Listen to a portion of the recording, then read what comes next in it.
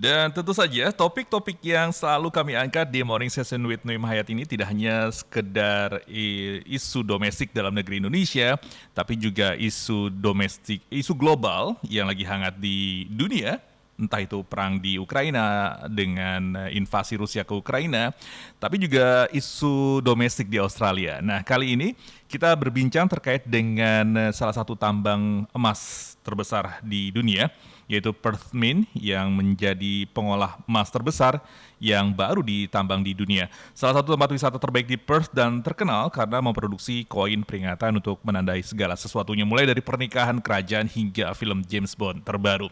Tahun lalu saja terjual 20,3 miliar dolar Amerika dalam bentuk emas, dan ini adalah satu-satunya mint di dunia yang memiliki jaminan pemerintah. Namun, dalam beberapa tahun terakhir, institusi berusia 124 tahun ini yang secara resmi dikenal sebagai Gold Corporation telah dilanda serangkaian skandal. Apa saja rangkaian skandal yang dimaksud dan bagaimana Australia menindaklanjuti dugaan tindak pidana pencucian uang? Untuk membahasnya saat ini saya sudah bersama dengan jurnalis senior Nuim Hayat langsung dari Melbourne, Australia. Selamat pagi waktu Jakarta, selamat siang waktu Melbourne. Bang Nuim, apa kabar? Kabar baik, Alhamdulillah. Selamat siang waktu Melbourne. Eh, Selamat pagi waktu Jakarta. Prihadi, apa kabar? Alhamdulillah Bang, sehat-sehat saja. Hanya saja ruangan di sini dingin 22 derajat Celcius. Bukan karena dingin cuaca Jakarta Bang ya, tapi dingin karena cuaca, bukan cuaca sih, suhu ruangan di MJ Radio Network ini. Bang Nuim, ini menjadi apa ya, buah bibir perbincangan di Australia terkait dengan skandal Perth Mint. Apa sebenarnya yang terjadi dalam kasus dugaan skandal ini, Bang? Di Tenggarai ini persoalan pencucian uang ya, money laundering yang sekarang ternyata di Indonesia juga sedang diributkan, terutama karena persoalan Rafael Alun. Rupanya ada semacam jaringan ya di Indonesia pun ada jaringan pencucian uang. Jadi kalau mencuci uang ini bukan dengan air, tetapi artinya bagaimana menghalalkan uang yang haram. Kalaupun dicuci dengan air, ini sebagai keterangan saja bahwa Australia ini uangnya terbuat dari plastik kan, bukan dari kertas. Jadi kalau masuk di mesin cuci juga tidak hancur karena uang kertas itu katanya punya umur paling-paling 6 bulan, sedangkan uang yang terbuat dari bahan yang ada plastiknya ini bisa bertahan cukup lama. Nah, apa yang terjadi adalah bahwa Badan Siaran Australian Broadcasting Corporation atau ABC tadi malam mengungkapkan bahwa yang disebutkan sebagai the Perth Mint tadi, yang disebutkan barangkali sebagai, ya bisa dikatakan toko emas lah, kalau mau dikatakan sebagai toko emas, kurang teliti dalam menjual emas kepada orang-orang tertentu. Misalnya katanya ada seorang yang diketahui sebagai pemimpin suatu geng moge, ya, motor gede, membeli perhiasan seharga $27,000 dan tidak ditanya uang yang dari mana dan lain sebagainya. Ternyata kalau membeli emas itu harus ditanyakan nih uangnya dari mana dan mana. Karena emas ini ternyata sudah digunakan sebagai salah satu cara melakukan money laundering atau pencucian uang. Dan banyak yang disimpan kemudian adalah di Bank Cyprus. Kalau di Australia ini ada cabangnya, Bank Cyprus ini ada cabangnya. Jadi saya teringat ketika melihat acara ini, saya teringat bahwa pernah satu kali di Indonesia, saya tidak sebutkan kotanya, itu dijual kepingan-kepingan emas. Ya, kepingan-kepingan emas itu dijual juga dengan sangat laris kelihatannya. Jadi terlintas di pikiran saya, apakah emas ini hanya digunakan semata-mata untuk semacam investasi, ataukah dibawa ke luar negeri, kemudian dijual di luar negeri, uangnya kemudian ditabung di rekening bank di luar negeri. Ini salah satu cara dari money laundering. Nah, ini yang sekarang ini dibicarakan di Australia. Kenapa? Misalnya the Perth Mint yang terletak di ibu kota Australia Barat ini tidak teliti dalam, boleh saja beli emas, tapi mesti jelas. Pada beberapa waktu yang lalu, sebuah bank ini, mungkin bank terbesar di Australia, itu didenda sampai $1 miliar karena tidak awas dalam mengawasi, tidak teliti dalam mengawasi money laundering atau pencucian uang. Jadi ini menunjukkan bahwa kejahatan pencucian uang ini sudah merupakan suatu gejala yang sangat membuat mengkhawatirkan, mencemaskan, karena begitu banyak yang bisa dilakukan oleh orang-orang yang dengan cara haram, misalnya penjualan narkoba dan lain sebagainya, kemudian uangnya bisa dibersihkan atau dihalalkan. Inilah yang jadi pertimbangan kenapa Badan Siaran Edisi melakukan investigasi, mengungkapkan dengan harapan semoga di masa depan sebuah instansi, sebuah lembaga yang berkecimpung di bidang emas boleh dikatakan bisa hati-hati dan teliti dalam menjual emasnya. Oke, Bang, tapi kan jual beli emas ini bukan sesuatu barang baru. Ini bahkan sudah lama lah gitu kan. Apakah bisa dimafkumkan atau bisa dimaklumkan hanya karena ketidaktelitian saja atau memang sengaja dilakukan tidak teliti? Dugaan seperti itu. Ini rasanya tidak sengaja, tapi punya dampak yang sangat berbahaya. Tidak sengaja Karena ya? emas ini seperti dikatakan ya, emas ini bisa ditanam di belakang rumah dan dia tidak akan hancur, dia tidak akan rusak. Jadi emas ini sangat luar biasa. Dan emas ini bertahan dari sejak kapanpun, emas ini akan bertahan terus. Jadi orang-orang yang menyimpan uangnya bukan dalam bentuk uang, tapi dalam bentuk emas, itu lebih pasti tidak akan mengalami sesuatu gangguan. Nah, masalahnya seperti saya katakan tadi, misal saja lah terjadi orang punya uang yang diperoleh dengan cara-cara yang tidak halal dalam tanda kutip. Maka bagaimana dia akan mengirim uangnya ke luar negeri? Kalau dikirimkan melalui bank, ada PPATK, itu berbahaya sekali kan, akan ditenggarai pengiriman itu. Nah, kalau dia membawa emas itu, kemudian dia menanamkannya atau menguangkannya di sebuah negara tetangga Indonesia misalnya, dan uang itu dimasukkannya dalam rekening bank negara tetangga itu, tidak ada yang bisa mengetahui, karena bank itu tidak akan menanyakan ini uang dari mana. Dia mengatakan saya jual emas, dan dia tidak akan bertanya emasnya dari mana, beli tidak. Ya bank itu akan mengatakan oke, uang ini dimasukkan karena itu akan menguntungkan bank tersebut. Jadi barangkali ini bukan hanya kejadian yang terjadi di Australia, tapi juga merupakan suatu kiat, suatu siasat orang-orang yang ingin melakukan pencucian uang dengan membeli emas.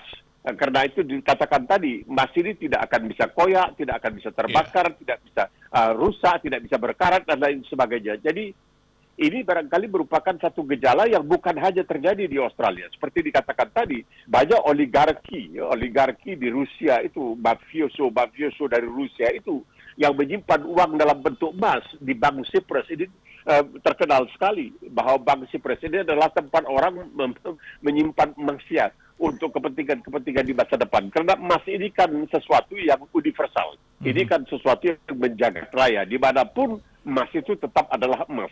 Ya, tidak bisa berubah. Dan ini merupakan logam yang disebutkan dalam bahasa kita sebagai logam mulia. Jadi caranya ini barangkali dimanapun, termasuk barangkali di Indonesia, sebab saya sudah melihat sendiri dengan mata kepala bahwa ketika pergi ke toko emas menemani istri waktu itu, akan melihat banyak sekali orang-orang yang membeli kepingan-kepingan emas. Tidak besar-besar, tapi kepingan-kepingan mungkin panjangnya mungkin 5 sampai 10 cm, tebalnya juga tidak terlalu tebal, mungkin sepertiga, seperempat cm, dan ini dibeli. Dan jadi saya memperhitungkan, kalau ini dibeli, kemudian bagaimana? Ya, uang itu dibayar dengan kontan kepada tukang emas. Dan biasanya emas itu kan tidak dimiliki oleh satu orang. Mungkin ada 3 orang anggota keluarga. Maka 3 orang ini punya rekening bank, dan uang ini bisa dimasukkan ke 3 rekening bank, hingga tidak menimbulkan kecurigaan oleh bank itu. Jadi barangkali perlu diperhatikan juga bahwa pencucian uang atau money laundering dalam bentuk emas ini, dalam bentuk logam mulia ini memang sesuatu yang agak sulit untuk bisa ditangkal, tapi harus diusahakan untuk tidak sampai menjadi gejala yang menyebar kemana-mana sehingga membuat orang lebih mudah untuk dalam tanda kutip menghalalkan uang haramnya. Oke, Bang Nui, menurut laporan internal yang bocor, Min menghadapi potensi penarikan emas batangan senilai 9 miliar dolar Amerika setelah menjual emas batangan yang diencerkan atau didoping ke Tiongkok dan kemudian menutupinya. Apakah sebenarnya doping emas yang dilakukan ini adalah praktek yang diterima di industri dan tidak ilegal? Ya, kalau sekiranya dopingnya itu tidak banyak, pencampurannya itu misalnya dicampur dengan perak tidak terlalu banyak, itu tidak akan merusak. Tapi kalau sudah terlalu banyak, maka itu dikatakan akan merusak. Tapi masalahnya sekarang ini, oleh Tiongkok tidak membolehkan emas dikirim keluar dari Tiongkok. Jadi mereka yang mendapatkan emas doping yang tidak benar ini, apa boleh buat? Nampaknya mereka akan terkapar, kecuali kalau pemerintah Tiongkok membuat perubahan dalam undang-undang yang memungkinkan emas itu untuk dikembalikan kepada penjual Karena ini bisa diminta pertanggungjawaban. Ini bukan emas murni. Emas murni 24 karat dan lain sebagainya. Jadi mereka juga memang ada campuran-campuran itu. Tapi kalau sampai batas-batas tertentu itu masih bisa diterima. Lebih dari itu, ini tidak bisa diterima. Masalahnya Tiongkok sudah terlanjur membeli, emasnya sudah sampai di sana, tidak bisa dikirim kembali karena Tiongkok punya peraturan, punya undang-undang yang tidak mengizinkan orang untuk membawa atau menjual emasnya ke luar negeri. Oke, tapi Bang Nuim, mungkin pendengar MJ Listener juga ingin lebih tahu lagi. Ini yang buat saya sendiri sih sebenarnya mendengar istilah doping emas ini ternyata tidak hanya di dunia olahraga, tapi di dunia peremasan. Apa sih sebenarnya Bang? Mendoping emas yang fungsi, mendoping emas yang sesungguhnya, atau apakah hanya sekedar dicairkan atau bagaimana Bang? Agak-agak ini baru. Dicampur. Iya, ini jadi dicampur. Kan emas itu bisa dicairkan, kemudian dicampur. Dicampur sedikit. Ada ketentuan yang mengatakan kalau campurannya itu hanya sekian, itu masih bisa diterima sebagai emas murni. Tapi kalau lebih dari sekian, itu sudah berkatakan doping yang tidak bisa diterima. Karena kesucian, kalau mau dikatakan kesucian emas itu sudah ternoda dengan campuran dari logam lain. Nah, ini yang menjadi masalahnya. Kadang-kadang ada kesilapan di Australia, tidak sengaja.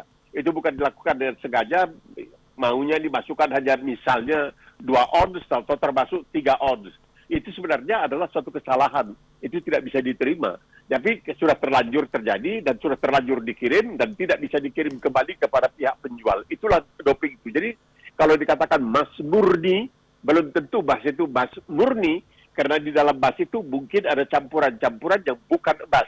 Sehingga dia tidak bisa lagi dikatakan sebagai emas murni. Tapi tidak ketahui apakah di Indonesia juga ini merupakan praktek yang dilakukan ataukah di seluruh dunia memang ini praktek yang dilakukan dan sampai batas-batas tertentu memang disepakati dapat diterima atau tidak. Wallahu a'lam. Oke, karena di masyarakat kalau kita beli emas, perhiasan atau emas batangan ini, istilahnya yang kita kenal adalah emas 24 karat, emas 23 karat, 22 karat, dan 18 karat. Karena memang persentasenya beda-beda. Ini mungkin kalau 20 karat itu artinya kandungan emas murninya sekitar 82,30%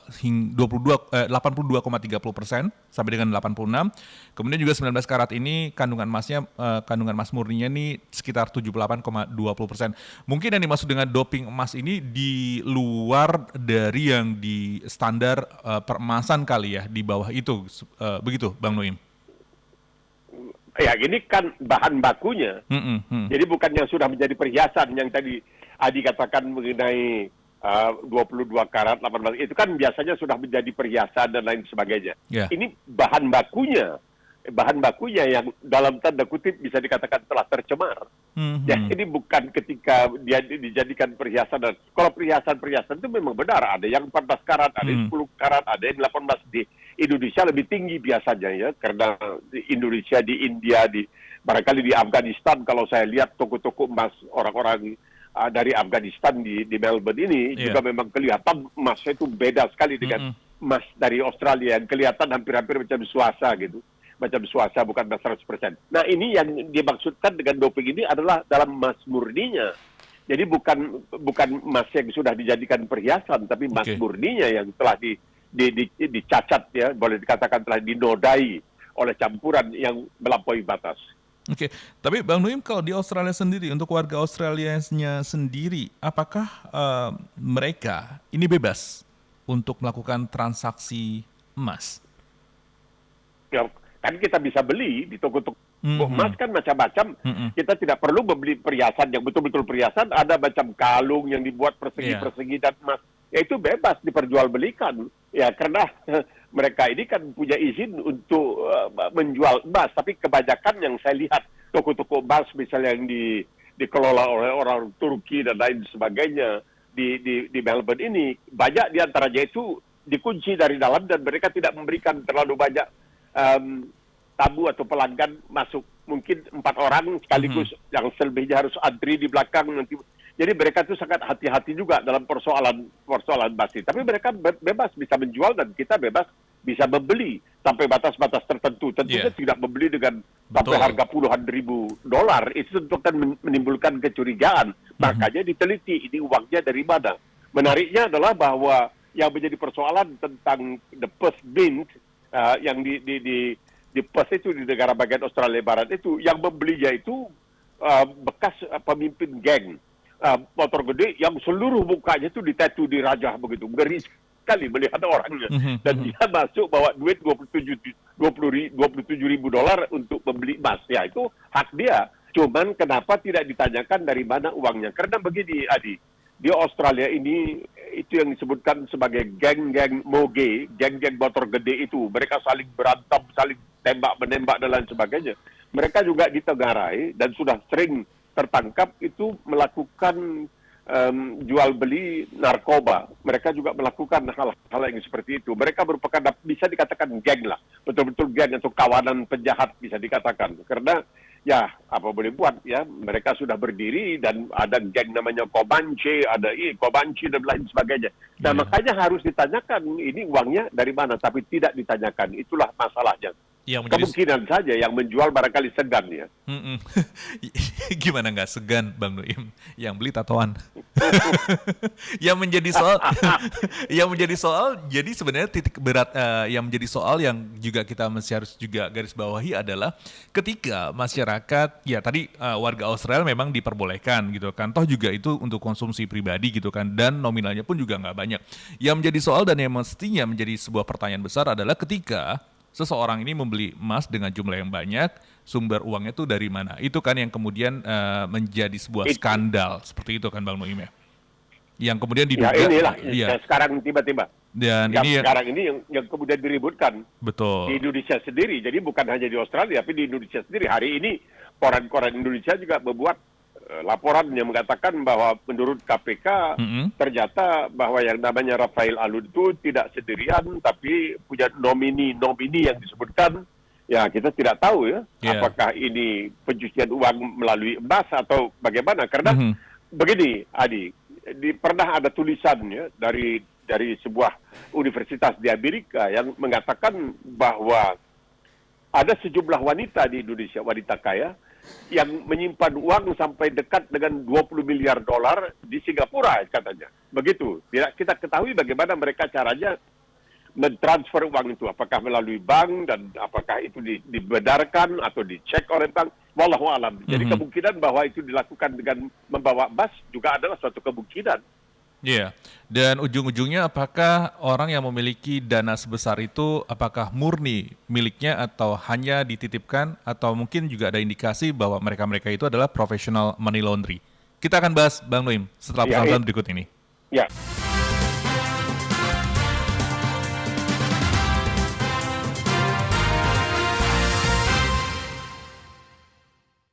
Kalau beli emas segram 2 gram itu bisa dilakukan oleh semua orang, bahkan warga Australia dan saya pun juga bisa gitu kan. Bahkan ketika kita sedang berada di luar negeri, misalkan ketika saya waktu itu berada di Madinah, maka emas di Madinah atau di Arab Saudi ini dikenal dengan kadar emas yang bagus, makanya saya beli itu Bang dari Madinah untuk ibu dan kakak-kakak saya gitu kan, untuk inilah untuk koleksi meskipun tidak bisa diharapkan untuk tidak dijual gitu kan. Nah kemudian akan menjadi soal ketika kemudian seseorang beli dengan jumlah besar dan tidak dipertanyakan sumber uangnya seperti apa. Terakhir tadi juga sebelum break juga kita soal menyinggung soal contoh misalnya ada seseorang memiliki dana cukup besar di negara lain yang mungkin uang itu bukan barang tentu, bukan miliknya gitu kan. Mungkin sudah dititipkan oleh orang lain seperti itu. Apakah ini yang bisa kita sebut sebagai seorang profesional money launderer, Bang Noim?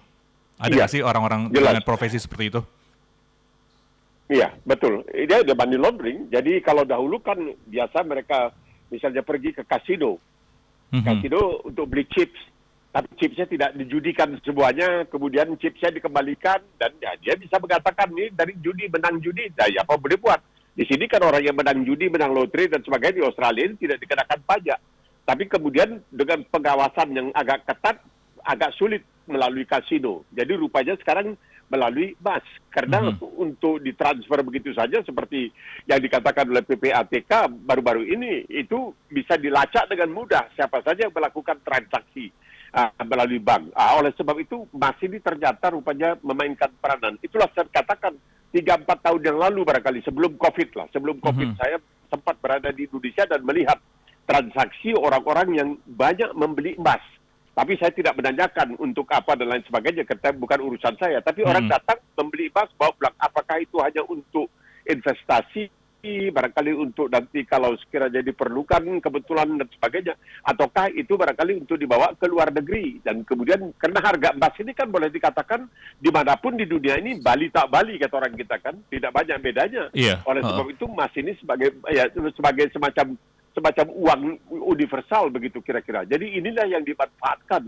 Ini yang digunakan. Celakanya kalau ini digunakan karena uang itu adalah uang rakyat atau uang haram dan diperoleh dengan memeras rakyat secara tidak langsung. Ini membuat kita menjadi risau dan tentunya terganggu. Dan kita ingin agar segala ini bisa paling tidak ya dibatasi.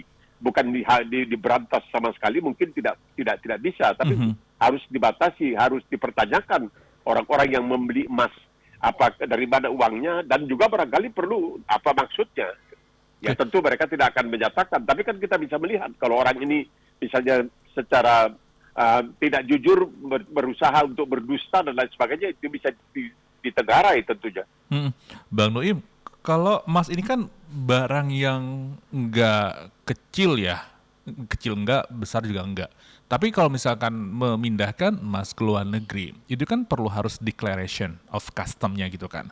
Nah, apakah buat mereka yang biasa terindikasi adalah professional money laundering, ini tidak menjadi sebuah kejahatan atau tidak akan menemukan kendala di lintas batas, terutama di imigrasi ketika mereka masih harus mendeklarasikan apa yang mereka bawa dari satu negara ke negara lain, apalagi ketika kemudian dalam jumlah yang besar?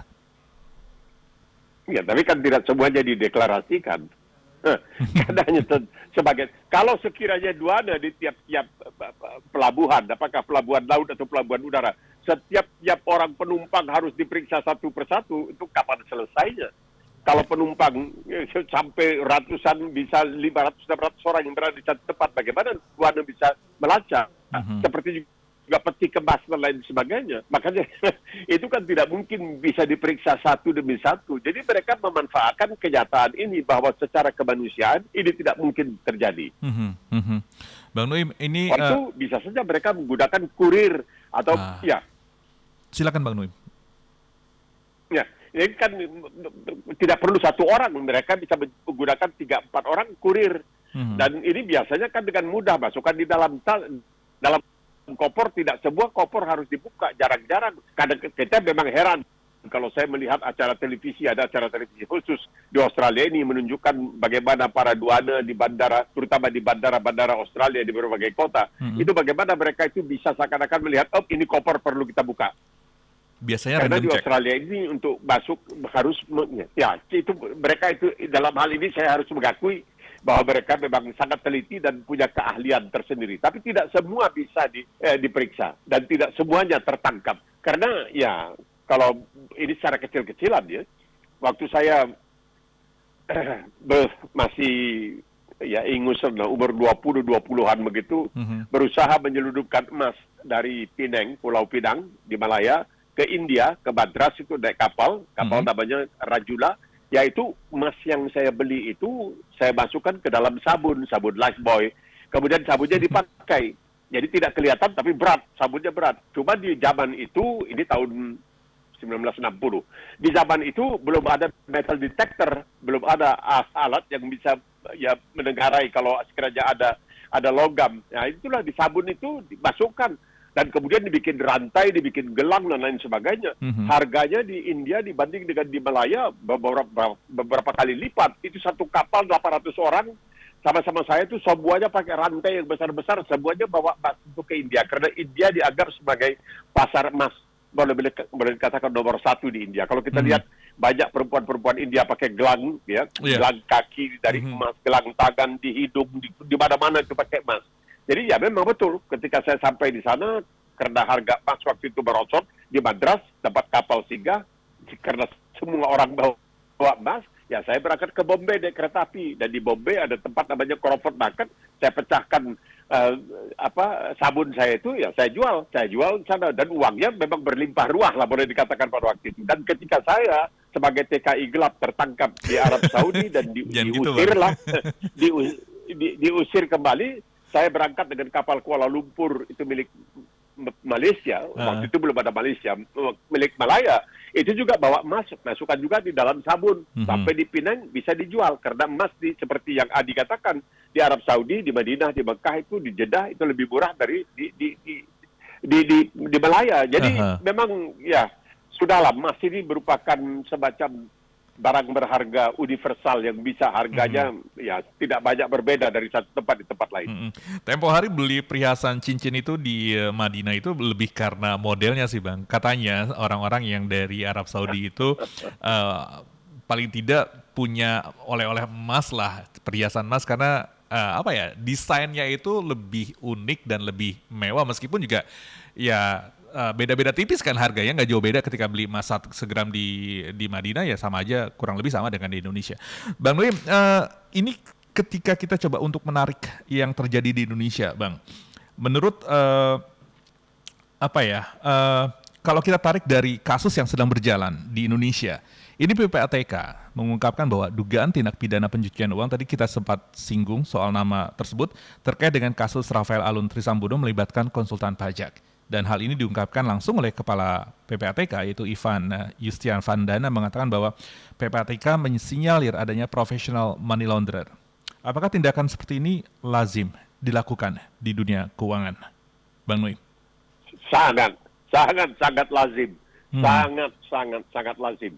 Jadi mereka ya menggunakan orang-orang yang bisa dipercaya lah. Tentunya ada komisi dan lain sebagainya. Itu yang di Indonesia yang barangkali disebutkan nomini itu, karena money laundering ini adalah sesuatu yang sangat membahayakan. Ini yang membuat orang tidak segan-segan untuk mendapatkan uang haram, dengan korupsi, jual narkoba dan lain sebagainya, karena mereka yakin bahwa uang itu yang mereka peroleh bisa diselamatkan, tidak bisa tertangkap. Ini ada kejadian ini agak sulit untuk dipercaya, tapi terjadi di Melbourne misalnya. Di sebuah stasiun kereta api, tiba-tiba seorang mendapatkan tas.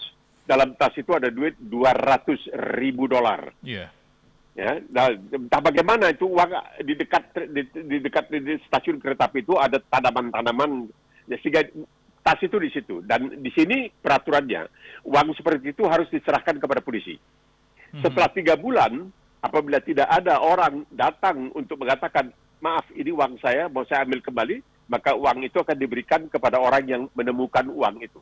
Yeah. Nah, tentu saja kalau ini adalah uang untuk di-launder, uang untuk dicuci, dan yang melakukan pencucian uang itu adalah penjahat, tentu dia tidak berani ke kantor polisi untuk mengatakan, ini uang saya. Lalu polisi akan bertanya, dari mana uang ini kamu dapat? Tentunya begitu. 2 kali, 2 tas, 2 kali dalam jangka waktu yang tidak terlalu lama, ditemukan uang sampai $200,000. Jadi kan waktu itu memang barangkali agak sulit untuk melakukan pencucian uang. Orang belum selihai seperti sekarang ini, belum secanggih seperti sekarang ini. Nah, yang dilakukan rupanya yang ditengarai, dilakukan oleh sementara orang yang memperoleh uang dengan cara yang tidak halal untuk melakukan pencucian uang ini, untuk menghalalkan uang ini adalah melalui pembelian emas. Oke, Bang Nuim, kalau berbicara soal lazim dan tidak lazim, tapi itu juga tadi Bang Nuim mengatakan bahwa ini adalah hal yang lazim dilakukan. Di dunia keuangan ini kan semuanya serba digital. Kemudian mungkin saja ketika mereka-mereka yang merasa professional money laundering ini mendapatkan celahnya adalah balik lagi ke dunia konvensional, melakukan transaksi cash, bukan lagi non-cash. Kemudian juga orang-orang yang dicari pun juga bukan orang-orang yang profesional juga, agar kemudian tidak dilacak. Itu tadi ketika Bang Nuim mengatakan bahwa ditemukan kantong di Melbourne seperti itu, yang kemudian orang yang menemukan adalah yang akan mendapatkan seperti itu.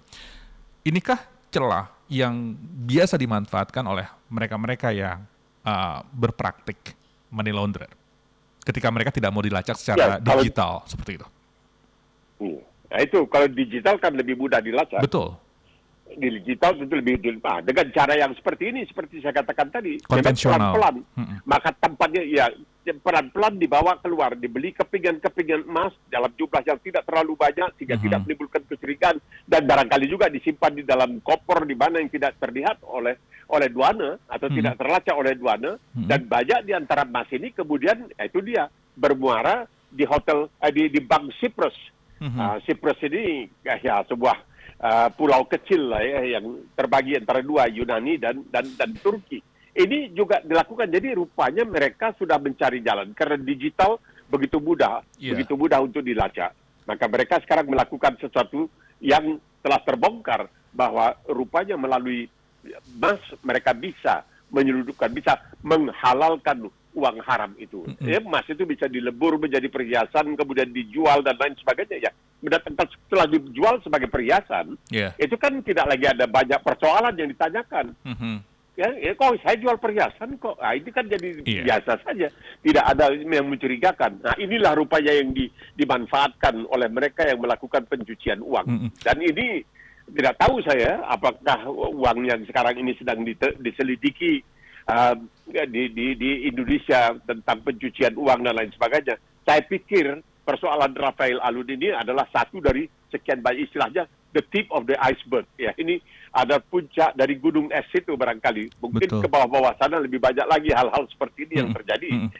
Karena ya kita melihat juga bukan hanya perdagangan, bukan hanya korupsi dan lain sebagainya, tetapi juga yang merisaukan kita dan ini sangat membahayakan adalah tentunya narkoba. Jadi coba bayangkan, baru saja ditemukan di laut, ya, di lepas Australia Barat, itu narkoba bernilai miliaran dolar juga, dilempar saja ke laut, nanti akan ada yang datang dengan boat untuk diangkat. Nah, sebelum mereka angkat, polisi datang dan mereka ditangkap. Jadi macam-macam cara yang dilakukan untuk ya mencari uang. Tapi kalau saya pikir dalam soal narkoba ini kan dampaknya terutama terhadap generasi muda ini sangat berbahaya. Tapi itulah yang mereka lakukan, dan uang itu kemudian harus bisa mereka cuci supaya mereka selamat, tidak dipertanyakan daripada asal-usul uang itu. Pada akhirnya aparat penegak hukum mesti harus juga nggak kalah cerdik dan nggak kalah cerdas oleh mereka yang biasa atau bahkan pelaku profesional money launderer.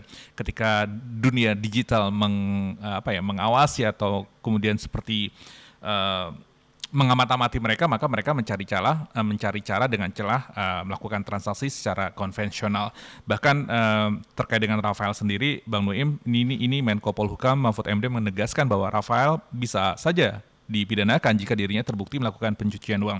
Dan TPPU ini adalah tindakan yang lebih murka dari korupsi jika pejabatnya terbukti melakukan pencucian uang. Apa hukuman yang pantas, Bang Nuim? Ya, itu. Ya, hukuman tergantung kepada hakim. Tetapi barangkali jumlah yang disebut-sebut 56 miliar mungkin itu adalah masih di bawah jumlah yang sebenarnya. Kalau dipikirkan itu adalah masih jumlah yang barangkali dalam tanda kutip masih agak kecil kalau dipikir ya. Karena ya kita tahu Gayus Tambunan juga punya uang yang cukup banyak ya, giliran depan dia seorang pegawai kelas 2A dan lain sebagainya. Nah, ini yang barangkali penjeraan itu adalah yang paling penting. Bagaimana bisa melakukan agar mereka jera, agar mereka tidak melakukan lagi. Jadi bukan hanya penghukuman, bukan hanya retribusi, tetapi barangkali adalah bagaimana menjerakan mereka supaya tidak melakukan hal-hal seperti itu. Karena tanpa disadari, ini kan sangat merugikan rakyat. Rakyat yang sangat memerlukan bantuan. Kita mendengar tentang musibah ya, bencana alam di sana sini yang itu kan semuanya berdampak juga terhadap rakyat biasa dan mereka yang perlu disantuni. Nah, kalau uang negara tidak punya uang lah, uang rakyat yang dikelola oleh negara atau pemerintah itu kemudian dikorup. Nah, ini kan artinya sangat merugikan rakyat. Ini kan suatu kezaliman yang sangat luar biasa. Jadi perlu adanya tindakan tegas, dan hal-hal seperti ini jangan sampai bisa membuat mereka untuk menikmati hasil dari kejahatan mereka yang sangat merugikan rakyat itu. Ya, bukan saja mereka hedonistis ya, Iya. bukan saja mereka itu hedonistis, tapi mereka itu juga zalimnya sangat luar biasa. Hedonisme yang mereka tunjukkan itu juga membuat kita, ya membuat rakyat yang tidak mampu tentunya merasakan sangat kekurangan. Wah, kok dia bisa, saya mau makan saja 3 kali sehari sudah susah, mereka bisa punya Rubicon, punya Harley Davidson dan lain sebagainya. Iya. Nah, ini kan sesuatu yang tidak pantas. Jadi perlulah dalam hal ini tindakan yang betul-betul keras dan dilakukan pengungkapan transparan yang mungkin. Tapi lebih penting dari itu, bukan saja mengimbau agar mereka jangan hedonistik, tetapi juga mencegah. Jadi jangan seakan-akan mengatakan, ya bahwa korupsi boleh-boleh saja, tapi jangan dipamer. Tidak bisa. Kita akan mengatakan tidak bisa, kamu korupsi juga tidak boleh. Bukan hanya tidak boleh memamerkan hasil korupsi, kamu tidak boleh korupsi. Itu barangkali yang perlu juga ditekankan. Betul. Bukan hanya memperingatkan mereka, jangan hedonis. Artinya boleh korupsi, tapi jangan dipamer. Tidak, kamu tidak boleh korupsi. Itu yang harusnya ditegaskan berulang kali. Bang Noim, kalau di Australia sendiri bagaimana? Apakah ada undang-undang atau regulasi yang mengatur tentang professional money laundering? Oh jelas dong. Makanya saya katakan tadi, bank itu namanya Commonwealth Bank Australia, itu sudah lebih dari $1 miliar. Adi bisa bayangkan, sebuah bank didenda lebih dari $1 miliar karena didapati, ya, dibuktikan tidak melakukan pengawasan yang ketat terhadap money laundering. Begitu pentingnya. Bisa dibayangkan sebuah bank didenda sampai $1 miliar. Ini tidak masuk di akal sebenarnya. Tapi ya bank itu mengakui memang kami melakukan kesilapan, kami tidak melakukan pengawasan yang ketat, kami tidak melakukan penyaringan yang ketat dan lain sebagainya sehingga bisa terjadi melalui bank. Coba bayangkan kecanggihan mereka. Yeah. Ya di zaman digital seperti sekarang ini, melalui bank mereka melakukan money laundering. Ini kan sesuatu yang tidak masuk di akal, tapi itu terjadi. Dan bank itu ketika dihukum, tidak banding, tidak apel, tidak kasasi, dan lain sebagainya, ya membayar kepada pemerintah, kepada pengadilan, tentunya masuk ke kas pemerintah. $1 miliar, lebih dari $1 miliar dihukum, didenda, karena tidak awas, karena bisa dikatakan lalai dalam melakukan pengawasan terhadap pencucian uang. Jadi begitu pentingnya, begitu dahsyatnya pencucian uang ini.